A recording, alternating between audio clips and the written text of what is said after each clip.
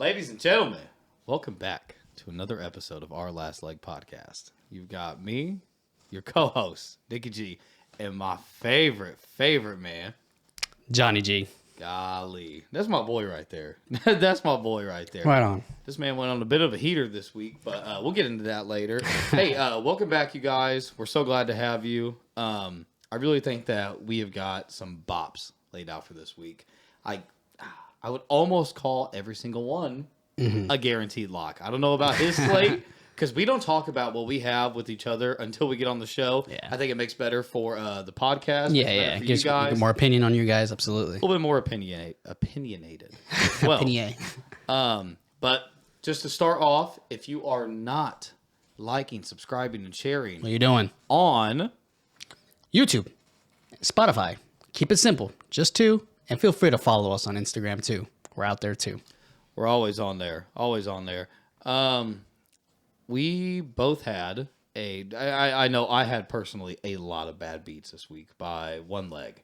Oh, that blows. Yeah. I did not know that. He's like, I don't know what that feeling is. Hair flip. No. I don't have my wig anymore. But I would say it was more of a little stock market, up and down. But I did get fucked over by one-leggers too. It only happened on two of them, unfortunately. But I did fairly well. I hope you guys did. Feel free to drop them below. We like watching and looking at your guys' slips. It makes us feel a little better too. And it makes us even feel more better when we see some of our picks on your slips too. It makes us really feel that you're listening, really appreciate the content that we're throwing out there for you. It makes us think again that you're listening. And that's what we always want. We want your guys' opinions. We want you guys to cash and cash with us. And one thing I'm going to start going over on this podcast is my previous picks from the week. So last week I told you guys Steelers money line, L. I told you Colts money line, L. I told you Rams to cover. And I know John kind of gave me like a little he wasn't happy with it. But I'll tell you what. Was it? You were not. You did not think the Rams were going to cover.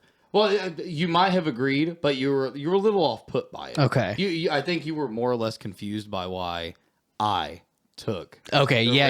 You. That's why. Yeah. Because how much you were hyping up the Baltimore Ravens. Correct. There we go. And now it's coming back to me. Yeah. It's coming back to me. So we had that one right. I gave you guys Chiefs money line. That was another loss. We'll get there. I did give you Cowboys money line though. Yeah, we both did. Right. Yes, sir. So, personally, I went 2 for 5 last week. I'm not complaining about it. That was a tough slate that really could have went either way in all of those games.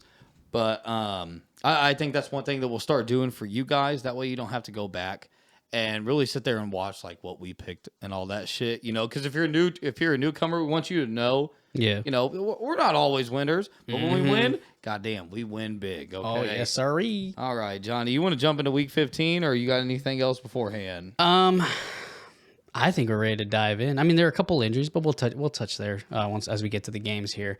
But as far as Thursday night football, so guys, we are recording this on Monday. In a couple hours from now, we will be watching the Miami Dolphins versus the Titans. I am tied with my boy right here on our fantasy league together. Luckily, he doesn't face me today, but I just need Tyreek to do at least average today to get me in the playoffs. And I already know before we even get to the finals and the championship of our fantasy, it's going to be me and him. And we'll show you guys the scoreboard, how it turns out at the end of it. But anyway, nonetheless, for Thursday Night Football, we got LA Chargers versus the Las Vegas Raiders in Las Vegas, and it's favoring them at -3. The over and under is sitting at 33.5. Very low. Very. I would like to say that after a 3-0 boring ass loss between the Vikings and the Las Vegas Raiders, bro, at least they have 4 days to recoup, but not out of a very, very aggressive short week. Game. Exactly. So 3-4 days off. They should have the upper hand on this, you would think, because Justin Herbert, unfortunately, suffered a broken finger in his throwing hand. So this could alter a lot of things. Most definitely. I feel like maybe that's why the spread is honestly favoring the Raiders in that regard. Otherwise, I would have thrown it the other way. The Chargers are still in the hunt, though, so it's not really looking that promising, let alone with a broken finger. It really sucks because Keenan Allen has been doing great. I think so. Yeah. And He is the Mike Evans of the Chargers. yes, sir. And now as Eckler, I know he hasn't been really doing so freaking well for you on fantasy. No, he did good last week, though. He actually held up to his standards. All right. I think he dropped like 17 points for me. But overall, I think he could have been doing a little better this entire season. But there's only so much that Eckler can really do on the ground. So I'm not sure if there's any real backups for Herbert in that regard too, to kind of help compensate for the running game. So I might need some points in your regard to help me and convince me why I feel like the Chargers may have a chance in this. So the Chargers have a good run offense compared to the Raiders, that is, at least. But it seems like the quarterbacks in general on both ends are in a struggle. That's in my opinion. In this case, Herbert is injured. Correct. Aiden O'Connell, ass. Like, he's not good, bro. I really don't think he's really that good. Okay. Maybe he just sucks. That's just my opinion. The only thing I can ever see that the Raiders doing, or as far as O'Connell doing, is an interception. And usually I don't even pay attention much to the Raiders unless it's like something that pops up on Instagram or Facebook. And usually that's where I see something related to O'Connell. So with all things considered, it's not really, I'm giving you vague points here. He's probably going to give you more specifics, which is good. That's why we're here. I gave you the little ones. He gives you the more detailed ones and the nitty gritty ones that you need to pay attention to. So feel free to rewind it. But again, all things considered, I think that the Raiders need to make a comeback. They are in a position where they need to win. Correct. They have lost 3 in a row. And this is another, if we had a sign here, divisional game. So this plays so many different factors right now. They need to win. So I honestly like the -3.5 favoring the Raiders at home. But if you want to play it on the safer end with some cushion, take a money line. I'm feeling really comfy there. That's my take. Okay. So let's go ahead and dive right into it. Yes, sir. Let's hear it. Colin went ahead and already gave you guys the spread. Raiders are favored at home, -3, over under 33.5. Chargers are coming off a 24-7 loss against the Broncos. Mm-hmm. Now, that's an issue. But we're going to dive into why it's not an issue here in just a second. So Chargers coming off a loss of the Broncos at home against the Broncos, 24-7. The Raiders are coming off of a loss as one of the worst performances I've ever seen in NFL history. Aiden O'Connell looked like shit. Yes, Just like sir. John said, there is no doubting that. That's factual. Yes, sir. Right? Absolutely. Good golly. Like, it was so bad. It was. I It honestly, really God, was. I don't even want to touch on that game, but I can almost guarantee that Herbert is not going to be playing Thursday Night Football. What happened was he fractured a muscle or a bone in his ring finger of his throwing hand, which is a very big problem for the Chargers. That's what I thought. Oh boy, because Right. that backup, he came out and he handled business. He absolutely handled business. He did what he could do. Yeah. And I think he threw for almost 200 Yeah. in the second half, which is That's pretty good. So let's dissect this. I think. I think he threw for about 179 yards. Let's double that. Let's call it 340, 350. Yeah, we'll call it 300. Okay. We're going to call him that he throws for 300, in a game. All right? Who do you have more faith in? There's your question. Right fucking there, okay? Yeah. This says a lot about the Chargers. They seem to have all the tools they need to win. I've said it before on this podcast, and I'll say it. I will say it again, and I will double down. Brandon Staley, get him the fuck out of there. I don't know how he still has a job. Seriously. You have so much talent on that offense. Yeah. Am I wrong? No, absolutely not. I mean, my God. And then Khalil Herbert, Jesus Christ. Khalil Mack in the backfield. I'm pretty sure he's the sack leader this year. So the Chargers defense isn't slacking at all. You got Bosa and Mack sitting there in the backfield just hunting. All they want to do is to absolutely hurt your quarterback. Like I said, Staley needs to be fired. You got to give him the boot. I don't know how this team isn't putting up 3 touchdowns again. Yeah. Easily a game. Yeah. Minimum should be 21. Minimum for this team. But I don't know. Maybe I'm crazy. Maybe I don't know what I'm talking about. But You do. You do. I assure you do. Before going into half, Herbert did pretty good, but he could have done a lot better. Yeah. A lot better. Yeah. He threw for 96 yards, went 9 for 17, and a pick. Yeah. And a pick. And that was before he got hurt. Chargers backup, Chargers backup came in. His name is Easton Stick. All right. Went 13 for 24, threw for 179 yards. All right, no interceptions. He got sacked like once or twice, I think. But you live and you learn. Yeah, for a half, that's not bad. For a half. For a half, that's not bad. Yeah. So, let's take this half, and like I was just saying earlier, give him 300 yards. Give him 300 yards next game. Do you see Aiden O'Connell throwing that? No shot. Me either. No shot. Me either. And that's going to be one of the biggest problems in this game. Now, on the other hand, we've got the Raiders, who struggled severely against the Vikings. I mean, how do you get 0 points against the Vikings? Yeah. And also, sad. Josh Dobbs, fuck you. You just hurt the best wide receiver in the NFL again. Did you see that? No. Oh yeah. Justin Jefferson went right to the hospital. Oh, my friend did say that he got hit in the back, but I didn't know he got out of the game. Oh, yeah. He got fucked up. So the problem is, Tom Brady came out and said something about this about a week ago. The fact that quarterbacks do not care anymore about the safety of the wide receiver. Now, Brady was a fucking, I hate that motherfucker, but he was a god at making sure he put it right in the numbers for wide receivers. He did not want them going up here. And that's exactly what happened to Jefferson. He jumped about, 4 feet in the air, and he went up and he caught it, and he turns around and boom, right in the rib. Beautiful tackle, but right in the rib. It was That perfect tackle. That man went down on the ground and crumbled. Went straight to the blue tent, did not return to the game. 1 game back. Exactly. That sucks. That So Josh Dobbs ended up getting benched in that game, which I'm okay. Or Downs. Sorry. There's Dobbs? From Green Bay? No. From the Vikings.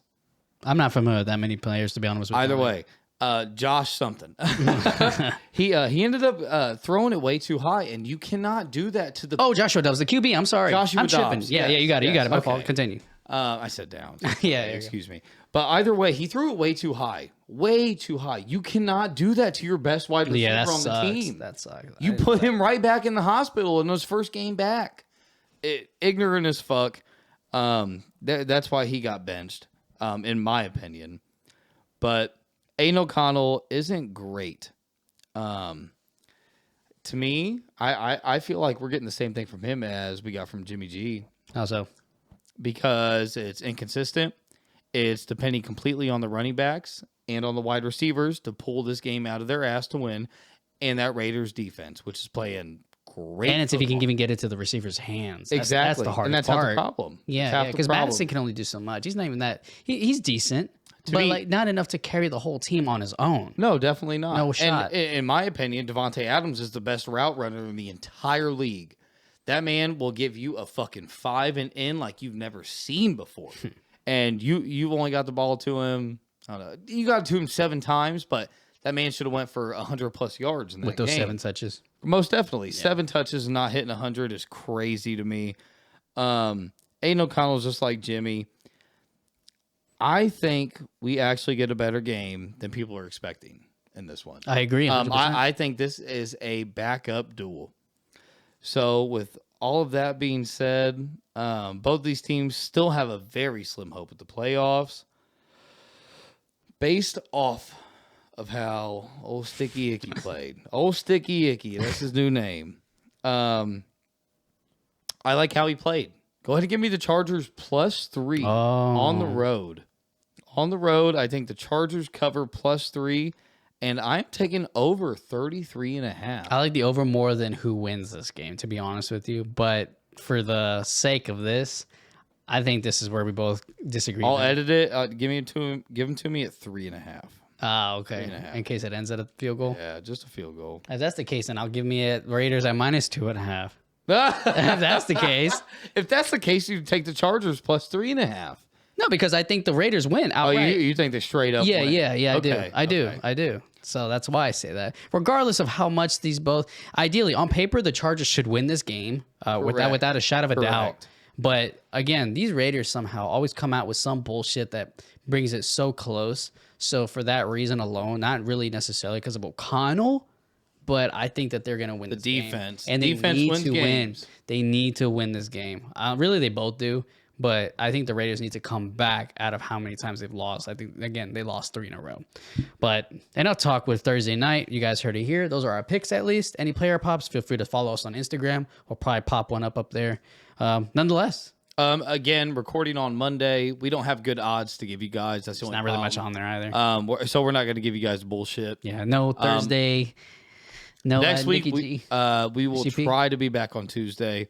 But let's go ahead and jump into the like you said, Nicky G SGP. Yeah, this I like week, that. unfortunately. But hey, maybe next week though. But go Let's ahead. jump into the next game. Not a lot of points on this, but we just have to cover it as Hoosiers. Steelers coming to Blue Country. They're coming to the Steel House. Oh, Lucas Oil. Steelers coming to the Colts at 42.5 at the over-under. Guess who's favored? That's going to be the goddamn Colts at -2.5. Trubisky's out, or not Trubisky. Kenny Pickett's out. Mm-hmm. You'll never guess who else is out. Number 1 player on the defense for the Steelers. Oh. TJ Watt. TJ Watt is out. That is a big help for Gardner Minshew this week. Colts that. coming off an ugly loss to the Bengals in the Yeah, jungle, that but was that was sad. expected. We were on a bit of a heater. Colts lost to the Bengals 34-14. Steelers also coming off a loss that I think everybody in the world thought they would win. Yeah, even myself. Yeah, they frankly, lost. Frankly, yeah. They lost 21-18 to the Patriots. Yeah, so, all right, I'll let me get my short notes out of the way because mine will be very quick and brief. So, for starters, Trubisky is literal ass. I'm going to say that out the gate because everyone thought that they were going to dog the Patriots, even myself. I will say I did, for off the record, I did take the Pats plus 7.5 just because I knew I was going to say I was never going to touch them again. But when I found out that Zeppi was going to play, I preached it for the past 2 seasons that Bailey is better than Mac Jones. So I wanted to give him that one shot, and he really showed up. Nonetheless, Pats have one of the best coaches on the defensive aspect with Bill Belichick there. This isn't about the Pats, but in a comparison, the Steelers have struggled with that. That being said, the Colts have really good defense. Look, rewatch the game, not against the Bengals, but against the Titans. They really showed out on how good their defense could truly be. Again, for this most recent one, yeah, they're going to be playing the Titans. King Henry, he always topples over the Colts. So as far as running backs in the running game, the Pittsburgh Steelers, all they have is Najee Harris, Deontay Johnson, and Pickens, if Trubisky can even get the ball to them. Pat Freiermuth, if also he can get the ball to him. That was my one-legger that I lost. I may or may not put it on the screen. I really thought he was going to be able to at least get 22 yards. He didn't even break 20, unfortunately. He got to 18. So with all that being said, I don't know if the Colts can get this. I don't know if the Colts can get this. I want to think that they don't have JT. They do have Moss, Pittman, Alec Pierce is making a rise slowly, and Josh Downs. So Pittman or not? But Okay. But with all things considered, again, my points are so vague, more than what he will probably elaborate here in a couple of seconds. The Pittsburgh Steelers shouldn't have this line this close. Why is it this close? I think it should have the Colts winning by a tutty or more. Frankly, that's my opinion.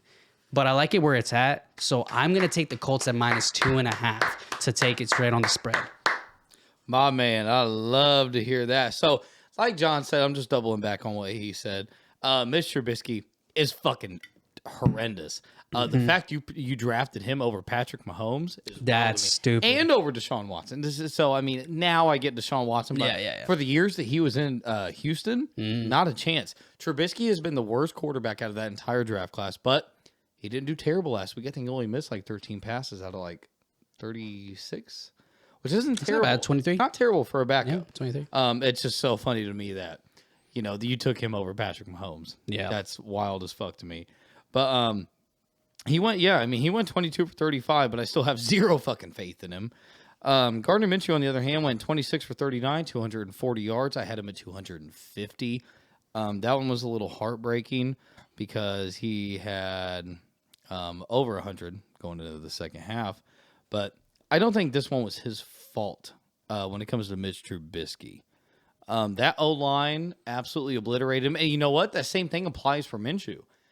He had, I don't know, I'd say less than 3 seconds almost every pass. Yeah. They could He had to not get it out stop that fast. pass rush. Yep. They could not stop him at all. Minshew was fighting for his life back there, but TJ Watt being out is going to be such a big factor right there. I think that the Colts are going to make their entire game plan around Minshew rolling out. And I think that with no TJ Watt to rush, I don't give a fuck who you put in there. He's not a Watt boy, okay? It's that fucking simple. The Steelers have had a long time to rest, though. A very long time. They played the Patriots. The Colts are coming off of 6 days. 6 days to rest. Both these teams are fighting for a playoff spot, too. And guess what their record is, John? Whose? Steelers and the Colts. Colts are probably 7-5. 7-6. Both teams close. are 7-6. He was pretty fucking close. With all that being said, go ahead and give me the Colts money line and over 40.5.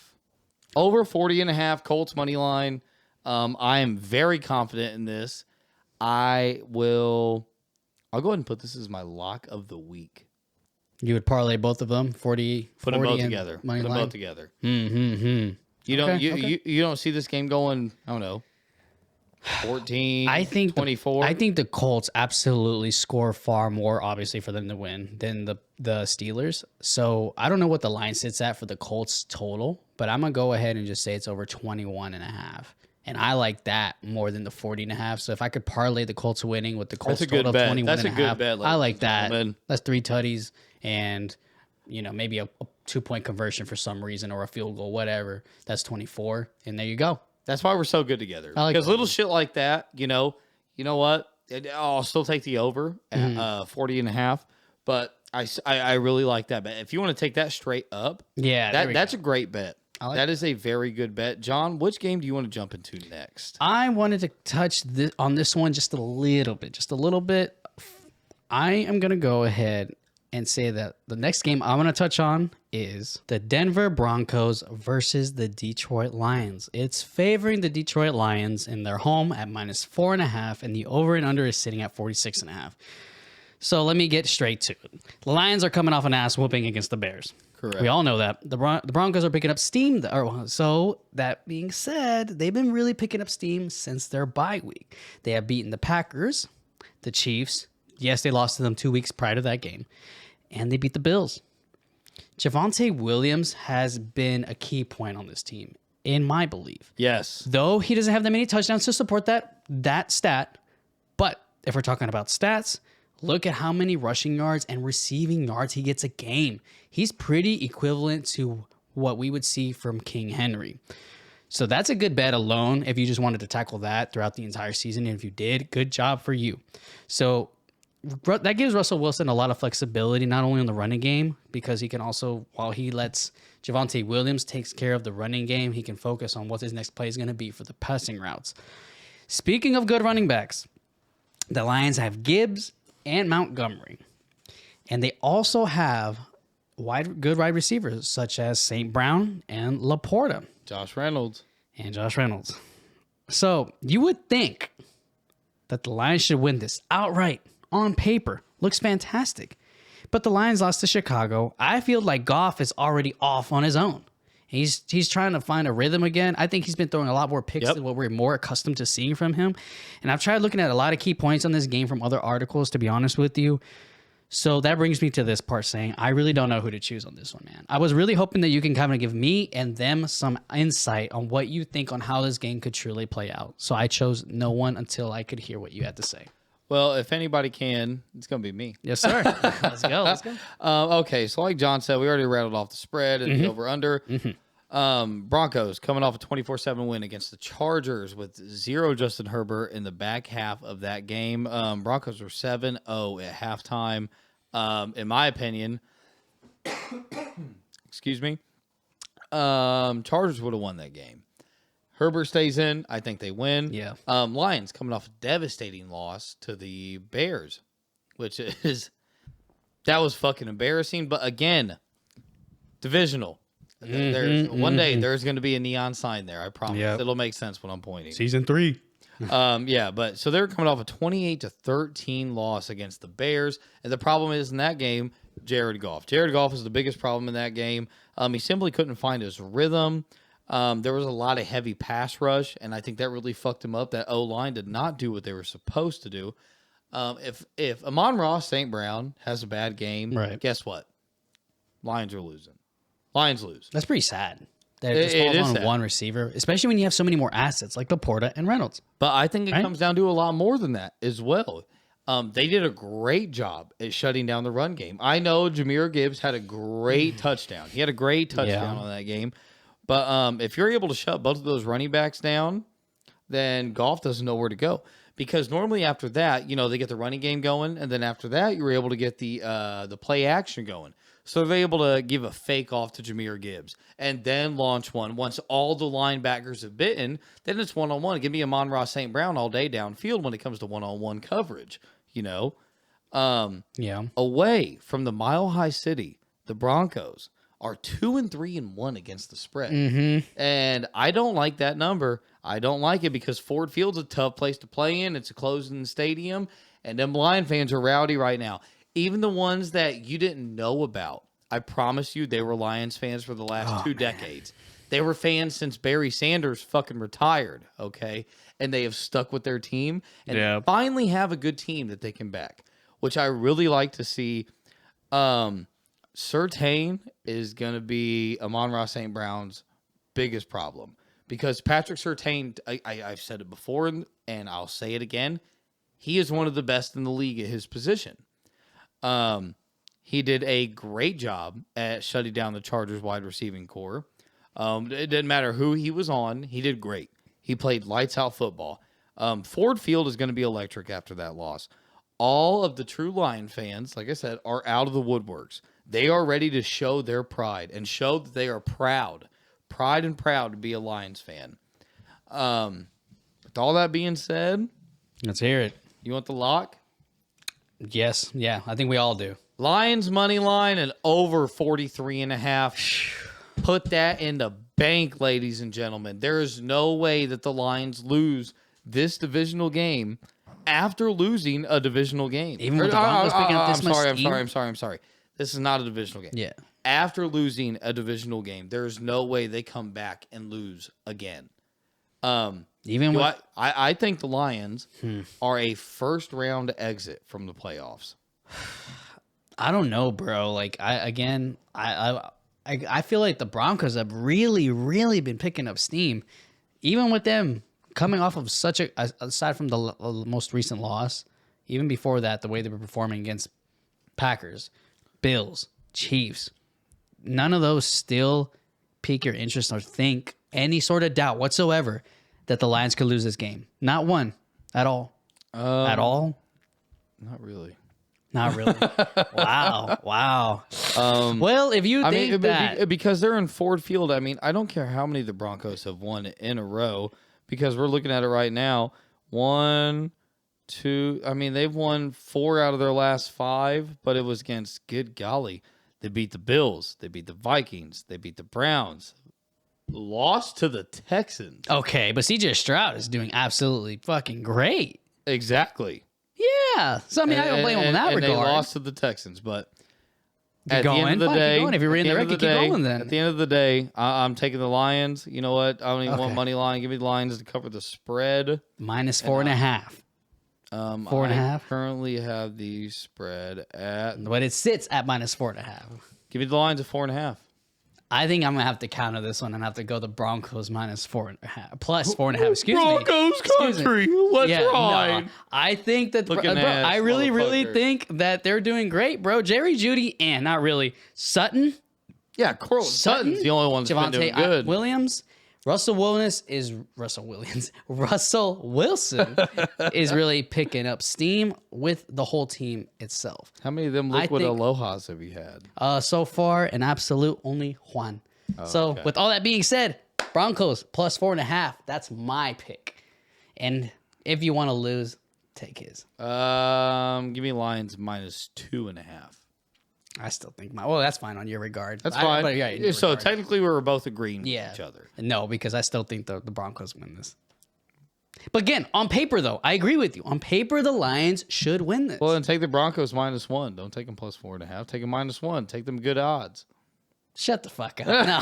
I'm taking it at plus 4. No. Hey, he's confident in his bet, just not that confident. Yeah, exactly. All right. You pick the next game. Let me see. I think the next game that I think you've been just dying to dabble on. Let's talk about the Eagles and the Seahawks.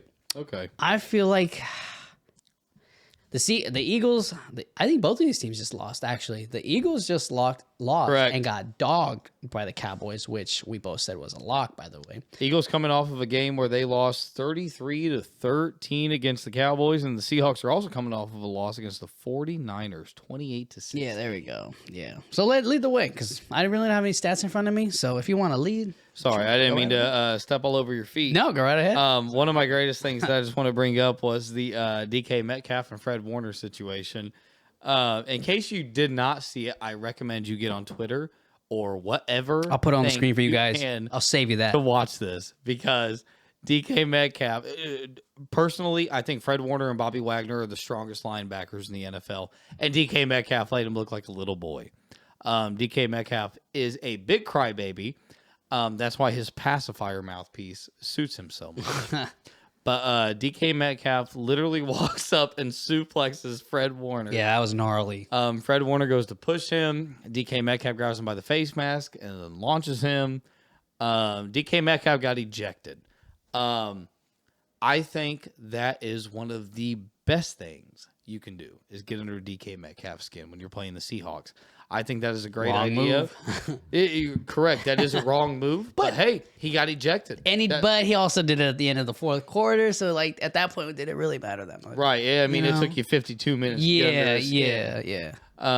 But all right, here we go. Eagles at Seahawks. These are two birds. Eagles are favored by minus 3.5. Over-under is at 47.5. Who's flying higher? But let's hear the points before we say that out loud. Over-under is 47.5. These Eagles are coming off a game where they got stomped. I've never seen a leash on a bird before, but that's exactly what just happened. They literally got walked across the stadium. Cowboys told them exactly what to do. Yeah. It was really bad. Seahawks coming off of a loss against the 49ers, 28-16. But again, both these bird teams have struggled as of lately. But don't you think that the Eagles have to solidify their position the NFC as the top dog? Because right now they still have the best record in the NFL, despite their losses. 10-3. Yep. Which is crazy as fuck to me. But Eagles should have done so much better all year. Absolutely. So let's go back like I talked about last week. I literally talked about this last week and the week before this. How the Eagles squeak by all the fucking time. He preaches it, guys. I have made this a fucking point. Yep. And guess what? They got humbled by the way better NFC team this week. They got humbled by the way better NFC team last week. They got absolutely fucking embarrassed. With that being said, the Eagles are 100% going to win this game. It's not even a fucking question. Yeah. Eagles fly high. You know, Seahawks. Are you a real bird? I don't even fucking know. You don't think it'll play a factor even if Geno Smith does play? Because do we know for a fact if he's playing or not? I have no idea, but I still don't give a fuck. I don't really think that matters to me at all, because the Eagles at 3.5 feels disrespectful against the bad teams. The Eagles don't do good against good teams. Now, granted, the Seahawks gave the Cowboys a run for their money. Do you at least think that the Seahawks will get any sort of scoring competition with the Eagles? I think early, but I think the Eagles will pull away. So the same way that the Cowboys did, because actually in the Cowboys and the Seahawks game, if I remember, there was a touchdown every single quarter from each team. So Cowboys and Eagles just played. Excuse me. My wrong bird. The Cowboys and the Seahawks, when they played, there was a touchdown in every single quarter. 35-41. Yeah. So you don't think that the Seahawks can give that sort of competitiveness to the Eagles? No. When they were able to keep the Dallas Cowboys on their toes that much all the way to the end of the game. Eagles are coming off the hardest 2 games they've played in their entire season. 100%. So what would you do if the Seahawks actually made? And I'm not saying they're going to win, but what if they brought it into like let's just say 1-score game, 1 tutty? Would you be surprised? No, I wouldn't be surprised, but I'm still taking the Eagles -3.5. It's not even a question. I don't give a fuck where the Eagles go. If they were playing a worse team, they're gonna win. And after coming off of what just happened to them against the 49ers and the Cowboys, that's all in the NFC, dude. There is no way the Eagles make it to the Super Bowl this year. If they have to go against the 49ers or the Cowboys, oh yeah, no shot, not a shot, no shot. And they only got lucky again. When you guys saw it live, they only won because Brock Purdy fucked his fucking arm up. Yay. Yeah. Yeah. Cool. So you said, what's your pick? The Eagles at minus what? 3.5? 3.5. Yep. I'm going to tail that, guys. I like the Eagles at minus 3.5. I mean, Bosa even came out and said they need to win. That, he showed the Cowboys. They need to make a statement. He showed the Cowboy. He was like, if you guys watch the tape, we showed you how to beat the Eagles and how to beat Jalen Hurts. Clearly, the Cowboys watched the tape. I think that the Eagles are a one-trick pony. They shut the tush push. The tush push. I mean, they shut down A.J. Brown, their best wide receiver. Yeah, they did. Devontae Adams, that man can't hold the fucking ball. He's I think, tiny. A.J. Brown still has 6-7 receptions, but they still couldn't even get it to him all the way down. At the end of the day, the Eagles didn't score one offensive touchdown. Yeah, that's pretty fucking crazy. One. Crazy. Not one. Philly has failed to cover in 7 out of 8 games against teams with a losing record. So that's also another thing you need to take into account. I don't want to sit here and act like I know 100% what I'm talking about, but I go through all the stat lines, and I think that even if Geno Smith is in, I think that might be a determining factor whether this line goes up or not. But at the end of the day, I am taking Eagles money line, and I'm going to take the under at 47.5. Yes. Okay. Under I like at 47. Yeah. I feel like the Seahawks will still stay within one scoring possession, but I don't think it's going to surpass that amount of 43.5. Excuse me, 47.5. That's crazy. So I like that. Eagles my line and the under. So I think game of the week right here. Let's hear it. I want you to bring it in. Ladies and gentlemen, Cowboys going to Bills Mafia. You'll never guess who's favored. Who? Bills. Cowboys going to the Bills Stadium. Bills favored by -2.5. Over-unders at 49.5. Cowboys are coming off of a great win that we already talked about. They won 33-13. That's for real? And Bills are also coming off of a good win against the Chiefs, against a very cranky and whiny Patrick Mahomes. One thing I want to touch on real quick, now that we're just talking about the Chiefs, is the fact that Mahomes threw such a little fucking hissy fit because his player was offsides. He is so used to getting so many calls given his way that he doesn't think that the rules apply to him anymore. Now, don't get me wrong. I still think Patrick Mahomes is the greatest quarterback in the entire NFL. I don't give a fuck who you put on his wide receiver core because, Mahomes throws dimes. Agreed? Yes, sir. Agreed. The problem is he's got the worst wide receiving core in the entire NFL. Expect the Chiefs to make a big leap for wide receivers in the offseason. I think that is exactly what's going to happen. But back to Cowboys at Bills. Bills being favored surprises the fuck out. I agree. I had to, if you guys saw me on the frame here, I had to check that because I was like, no way. But he's right. He's right. So if you're seeing this on Wednesday, I'm telling you right now before we get into the stats, take the Cowboys plus 3.5. If you're feeling crazy, go ahead and just take the Cowboys money line because I genuinely feel like the Cowboys win this game. I don't give a fuck about their on the road schedule. They're 3-3 on the road, but I don't think that plays a factor right here. They were able to shut down the Chiefs, but the Chiefs were also missing a lot of starters. Chiefs were in shambles. They clearly didn't know what the fuck was even going on their own sideline. The other thing I want to cover is that Buffalo looks really good. They held the Swifties to 17 points, and that's Yeah. their new name because I loved the Chiefs, man. I loved them. I still do. I love Mahomes. I love Kelsey. I love everything they've got going on. Andy Reid's top 5 NFL coaches of all time, in my opinion. Yep. But I like Buffalo. I really like Buffalo. Not in this game.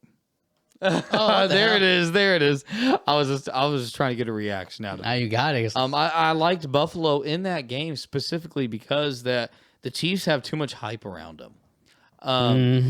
You know, this isn't the offense with Travis Kelce, Tyreek Hill, and company. You know, this is wide receivers that the Chiefs have dropped more catches than anyone in the NFL right now. Yep. And that's fucking embarrassing. So let's go ahead and go back to the game at hand. Cowboys and Bills. If Dak really wants to win MVP, which to me, he is the front runner, right? He is now, actually. I think it was like a plus 175. I actually looked, I think, yesterday. After that game. If you want to win MVP, Dak, you don't have a choice but to win. Like, I think this is the closest he's ever going to get in a while. If the Cowboys win this game, I will guarantee right now Dak Prescott gets MVP of the NFL. Clip it, guys. Clip it. Guaranteed. Love it. And don't worry, I already took him straight up to win MVP. Hell yeah. Hell yeah. Well, so let's hear it then. Because you kind of went a little bit at the end. You got a reaction out of me. But you were just fucking with me. So your pick is? Cowboys, money line. You know what? Fuck it. Give me the Cowboys to cover the spread on the road. 52.5. Are you touching the over and under too? Under 52.5. That is a bait bet. Both these teams have very good defenses, and I think you're crazy to take the over in this. Okay. The only chance you have of hitting the over is in overtime, and I don't think that's going to happen. I'm going to go ahead and agree with the Cowboys winning. Easy. I don't have to think twice. Not covering the spread? I think they win outright. Oh, you're just going to take a money line? Yeah. So I think the Cowboys win outright. So even better odds. I'm not going to touch the over and under, but I want to give you these 4. And you guys can choose any of the 4, really these 2. So listen to me carefully. These are all basically plus money. I was going to say if you wanted to play with cushion, you could take the Dallas Cowboys at 3.5 in case it miraculously ends in a field goal. That's probably like minus 160. So regardless, I don't think that's even going to come that close. I'm going to say if you take the Dallas Cowboys money line, plus 116. If you take the Dallas Cowboys between 1 and 13, that's plus 170. And if you take the Cowboys to win by 2 tutties, meaning 14 points or more, that is plus 650. Those are good odds. So forget the money line. Play these 2. Play the Dallas Cowboys between 1 and 13 points at plus 170, and then sprinkle in case it happens that they win by 2 touchdowns and more, and that's at plus 650. Bro, that's 6-1. Those are good odds. So you got to do some math there, and obviously, regardless, you're going to come out on profit. The Cowboys are winning this game, guys. I don't see how the Bills pull it off to beat the Dallas Cowboys, regardless if it's in Buffalo. I don't see how that is. No, there's good defense, like you say, but not even to the point where it goes over 52 points. That's what you said, 52? Yeah. That's insane. I still think the Cowboys can outright put up 3 touchdowns on their own. Maybe 4. That's 28 points. So I want to say the Bills and Chiefs were at like 49.5 last week. Yeah, and it came out they to didn't the even come nitty-gritty. close. Not even close. 17-14. 17-14. Oh, that's where the line sat at. Yeah, and it was pushing 50. Yeah, see, I when we like started that. the game. I like that. I like that. And These Buffalo big teams do not hit the numbers you think. Is it they're an gonna enclosed do. stadium for Buffalo? No, it's outside. It's outside. It's outside. I think regardless, even if it like snows or rains, I still think that it still doesn't even hit the over. So I like the under. I like the under overall. If you don't want to choose who wins, I think under will hit no matter what. But I also think that the Cowboys win no matter what. All right, That's go me. ahead and lock your bet in, John, because we're going to touch back on this next week. And I'm going to go ahead and give you a little plus 908 because, I just want you guys to win. Right, let's hear it. Let's hear it. Well, I can tell you right now, go ahead and give me the Chargers plus 3 away Chargers plus 3 away. against the Raiders. All right, now go ahead and give me the Colts money line at home. Go ahead I love that one. Go ahead and give me the Lions money line at home. And then go ahead and give me the Cowboys money line on the road just because, John, I like the way you talked about the Cowboys. That's plus 908. I'm putting 2 units on it. Why not? Man, that's crazy odds. Yeah, really good odds, right? Plus 908. That feels really good. If you're not feeling it, go ahead and take the, just take each one of those legs on money lines and take those and extend those on an alternate spread and add those, just sprinkle some points on there because I guarantee every single one of these games are going to be within 1 score. If you're not feeling the Chargers plus 3, take it out. No, don't take it out. Don't take it out. Take them plus 6.5. That was gonna be the disagreement on that one. But overall, I like the whole thing. If I needed to change that one, I could. This man just said Aiden O'Connell was ass. Yeah, he is. But hey, Aiden O'Connell's ass. I'm back in the Raiders. It doesn't always come down to the QB guys. You've seen it. But I like the parlay overall. But if I could play it twice, I'd play it one with that one you got, and then change the Chargers to the Raiders. Okay. You never know. Yeah, you never know. Regardless, you come out profit because the other 3 are going to hit. It's just that first one. Just go ahead and take what you like out of that or in and out of that. Do whatever you want to sprinkle it in there. But I think that we are done. Again, we're recording on Monday. We've got a double header right now, and me and him both have to make some bets on it. Yeah. We'll come back next week and let you know how we did. But with that being said, I think that we are going to wrap this bad boy up. Yes, sir. That wraps it. You got your co-host, Nikki G, and my favorite boy in the entire world, Jonny fucking Gamble. Man, I'm sorry. Hey, give me a cheers, Bubba. Cheers. Love you guys. See you next week. Peace.